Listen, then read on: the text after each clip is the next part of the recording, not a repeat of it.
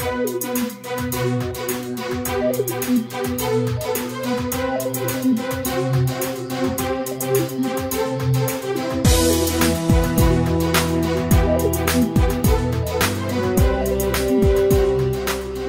YouTubers, this is Cred Big Rig here, and I am just starting to finish up my annual M14 cleaning, and that's either 500 rounds or every fall to winter time I break down the rifle. Now that's to decrease the amount of wear in between the fit of the receiver and the rifle stock, but it's also just because a lot of people clean your firearms way too often. All you really need to do is put a patch through the bore to make sure it's oiled and clean the bolt face, and you're pretty much good to go for a whole year. Now you can start seeing here on my M14 bolt, you're starting to get a little bit of wear on the left lug. You're starting to get a little bit of wear on the head. You'll start to see just a hair of wear back here, as well as on the bolt tail itself. Let's see if I can get focus. There we go. You'll start seeing some wear up here, which is completely normal. Now, some things that are a little bit abnormal that you want to keep an eye out for is, for example, this roll pin right here. You can actually see some finish wearing off of it. That is because the pin is a little bit more forward in here than it is over here. That's why you get a little bit of friction when you're moving the trigger guard. I'm going to actually take a punch and push it over a little bit so it's much more even.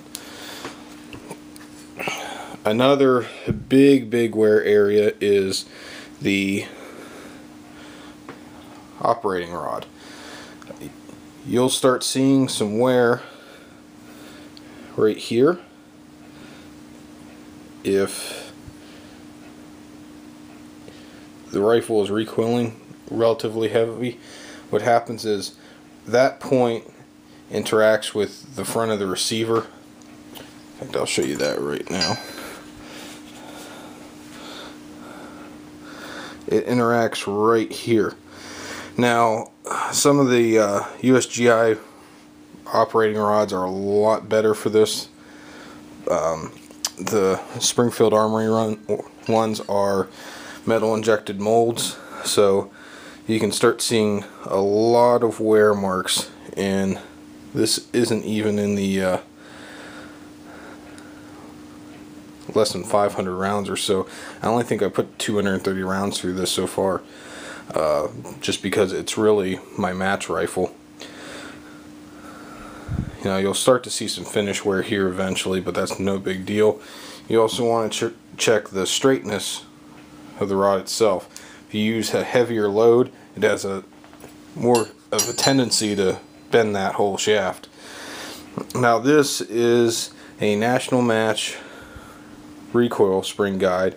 Smooths out the recoil spring, actually increases accuracy, believe it or not, and you can start to see some wear here, and that's just from it moving side to side in the receiver.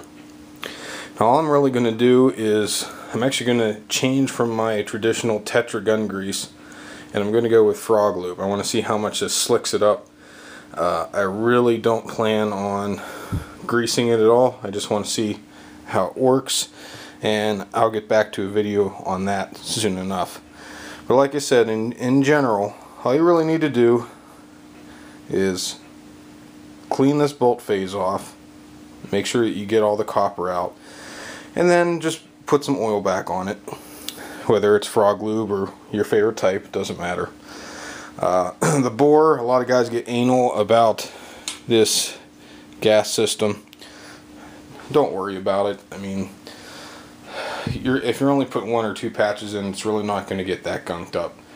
Other than that, that's all there is to it. Thanks for watching.